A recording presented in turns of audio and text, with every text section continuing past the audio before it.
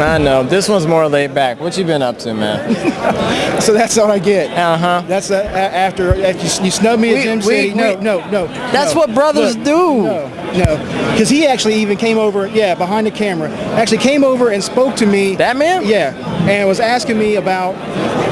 that man right there. Yeah, him. With the black shirt on. With the headphones on. Grinning his little ass off right now. Actually came over and was like, oh, we're sorry about the audio at Mid-Ohio Con, which completely got all fucked up. I don't know what happened there. And then you had the nerve to just fucking diss me. And then you want to come over here. See... It just goes on. You see what I have to put up with? It's a cycle.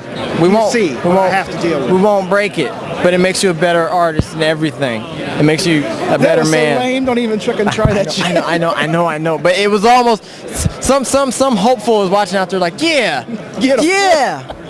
So for real. And hopefully you don't beep out bad words because I just probably said a whole bunch of them, didn't I? We'll throw like cats and dogs and frogs jumping up and down. Yeah, but then nobody will hear what I said. They might. They might be the uncut version of it or whatever. He loves that. I know he does. Well, this is what's going on right here. This is what you got to have. Trust me. There's Cronak, Temporal Enforcer. There's the Book of Nohim from Bill Gladman from Comic Related. There's Major Tom's Journal, which is the 2001 Space Oddity by David Bowie. If you take that to the next logical conclusion, what happened after he floated off into space. Okay. That's why, it's written in journal form. All that right here. This is what you need. ZoneTrooper.com. Issue 2 is already finished and ready to go. I have CDs, All Is Forgiven CD, which is kind of more of a blend of kind of like Dio related Black Sabbath feel, rock by local artists. Definitely worth a listen to. I've got a 200-page role-playing game, which is just that close to being finished. Okay. Which I'll be coming out with here pretty soon, and then back into issue 3, and hopefully in the near future, which I'm writing the script for right now, we'll be listening to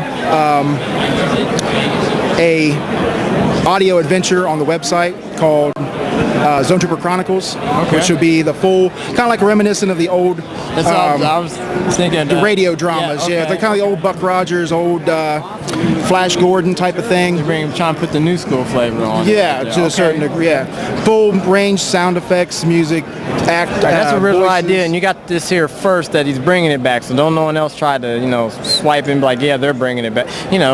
Someone's always going to. There's nothing new under the sun, though. So true.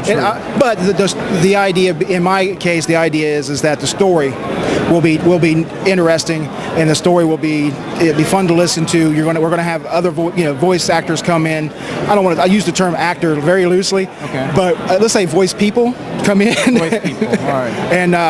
And do just lend their talent, whatever they might have, to the voice apprentices. Yeah, maybe 15, 20-minute episodes each. Something along them lines. That's all I really have right now. I think that's plenty. That's plenty for the months to come. Just now. What convention you going after this one? Because you're usually hopping to them. I'm done after this one. You're done? I went around and looked at where I could get into, where I could get involved with, and pretty much was too late for everybody's party. So we can still keep up with your projects you're going on now. Here's the website. Go to it and check them out, people. Thank you. You're welcome. Where's my $5?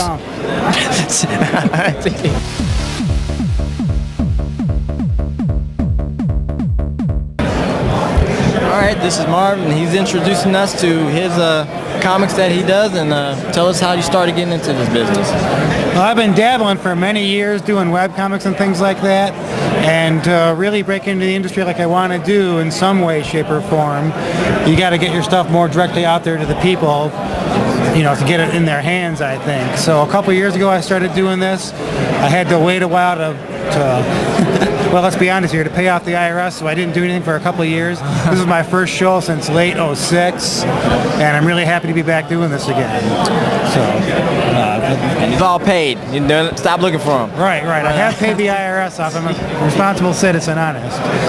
Name a few artists that started you into the love of comics Well, Jack the King Kirby, of course, although I don't really do work like that, but he's still one of the absolute greatest. Lifelong Kirby freak. Harvey Kurtzman, Roy Crane, Robert Crumb, Gilbert Shelton, Peter Bagg.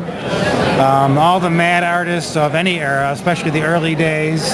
And then, of course, the stuff I do is mature readers only. It definitely would be, I flatter myself by saying this, but it would be considered underground comics. I'm heavily influenced by that whole... And we're Underground Video Network, so it coincides. Underground for underground. How long does it take you with illustrating,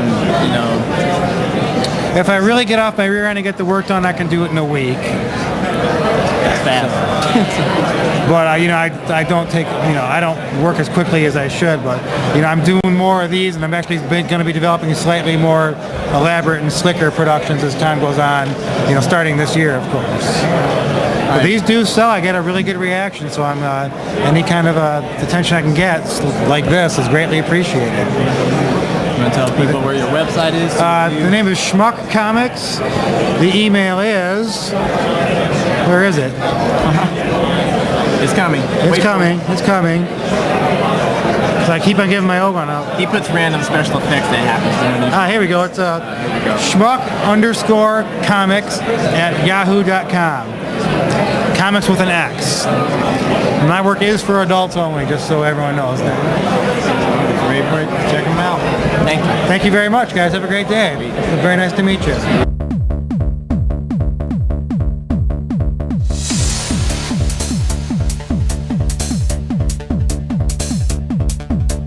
All right, we're here with Jay, and he's going to introduce us to the comics and illustration that he does. Welcome, Jay. Welcome to the show. Oh, thank you very much. So, what is the show? Oh, Underground Video Network. Woohoo! All right, tell us a little bit about what you do. Well, first off, what we have is over here, we've got basically from around the Lansing, Michigan area, we've got a whole group of people who came together and we published short stories. What happened is they initially came out of a sequential art program, had an idea, let's do short stories, put them together, and they got a hold of me because one of my friends actually was involved with back in high school and things like that. And he goes, hey, you do comics, so why don't you come in? And from there I kind of took off, said, hey, I'm going to publish them, I'll put up the money, I'll put it all together for you guys. We got them done, I got them printed, offset, whole 9 yards, put out a really professional product. Kind of grew from there to the point where I'm starting to do full issues. All right. And then with this right here, I've actually taken my first 3 initial installments of that, put it into one compilation with some additional art, new cover, new package. All right. Just trying to market it as the full issue comics are coming out as well. Right, okay. But also I've got some of my poster work, which have a Hulk Wolverine that I did originally for Motor City Con last year. Just kind of pen and ink, digital colors as well. Over here I have a Beast of a Hawk. Hellboy, just fighting a tentacled sort of beast of some kind. It works. Yeah, exactly. And then of course, just in general, just have a whole bunch of my stuff, enjoying talking to people and tell them about what's going on. And do you have a website to show to people? Absolutely. There's 2 different websites. There's www.comicsobscura.com, which is COMICSOBSCURA. This better be spelling. My God. Yeah. And then the other one is simple. It's just J, the letter J, the number 2, comics.blogspot.com, which is my personal blog. So everybody go and check it out. Excellent. Thank you very much, sir.